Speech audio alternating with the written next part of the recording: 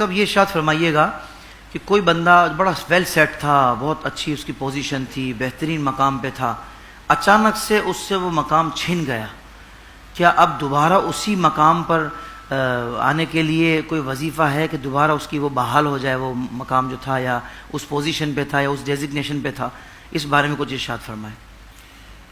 حضرت یہ زندگی کا سب سے مشکل مرحلہ ہوتا ہے کہ اللہ رب العالمین کسی کو کوئی اسٹیٹس، کوئی مقام دے اور اب وہ نہ رہے۔ کیونکہ ایک بندہ ہے نا جو شروع سے ہی غریب ہے، اسے غربت میں آنکھ کھولی، اس کو اسٹیٹس کا، اس کو لائف اسٹائل کا، اس کو راحتوں اور سکون کا پتہ نہیں ہے، تو عام طور پر ہوتا یہ کہ وہ تو زندگی گزار لیتا جیسے تیسے، لیکن کسی نے راحتیں دیکھ لی، پیسہ دیکھ لیا، گاڑی کا آرام کیا ہوتا ہے دیکھ لیا، کرسی پہ بیٹھ گیا، اقتدار میں بیٹھ گیا، کسی بھی اعتبار سے۔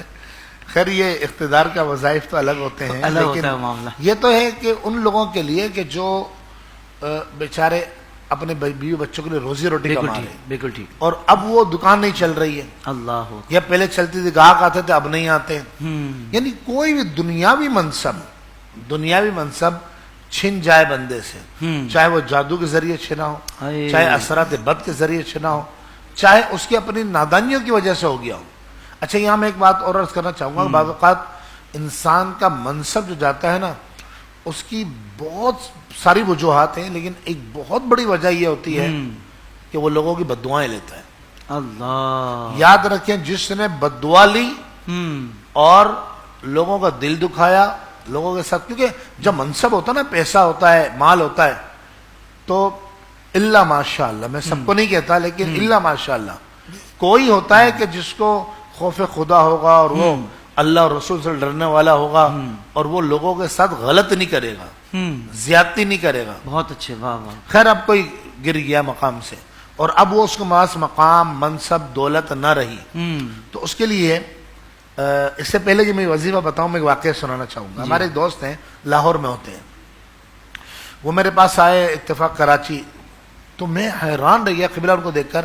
یعنی جب بھی میں لاہور میں، ہم جامعہ نظامیہ میں پڑھتے تھے، وہاں میری ان سے دوستی ہوئی تھی، وہیں ہم ایک علاقے میں رہا کرتے تھے اور اچھی سلام دعا تھی۔ میں نے ان کا اسٹیٹس دیکھا، ان کا مکان، ان کا گھر بار، ان کا کاروبار، یہ 92-93 کی بات ہے۔ صحیح۔ اس زمانے میں مطلب 15 لاکھ روپے کی گاڑی تھی اس بعد، آج تو خیر 15 لاکھ کی گاڑی ڈھنگ کی کوئی آتی نہیں ہے، تو اس زمانے میں 15 لاکھ روپے کی گاڑی تھی۔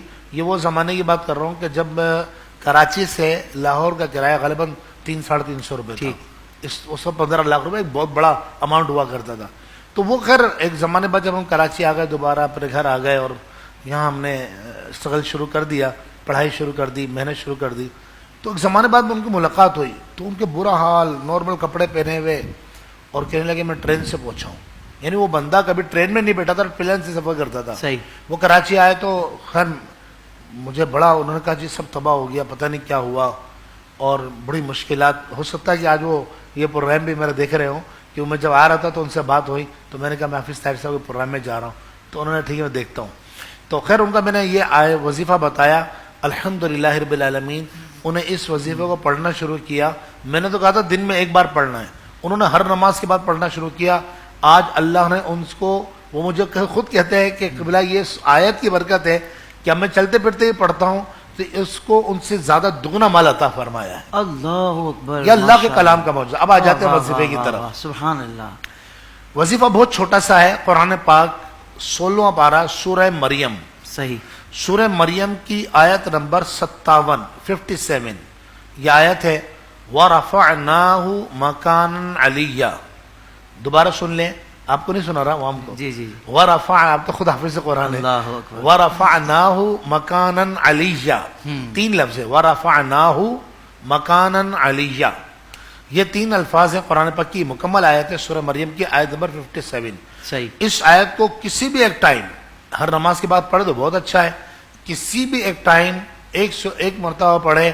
صالحین اور صوفیہ فرماتے ہیں کہ اللہ کی قدرت سے جو مقام کھو چکا ہے، یہ جو مقام گر چکا ہے، اللہ اس سے بلند مقامات اس کو عطا فرمائے۔ اللہ اکبر۔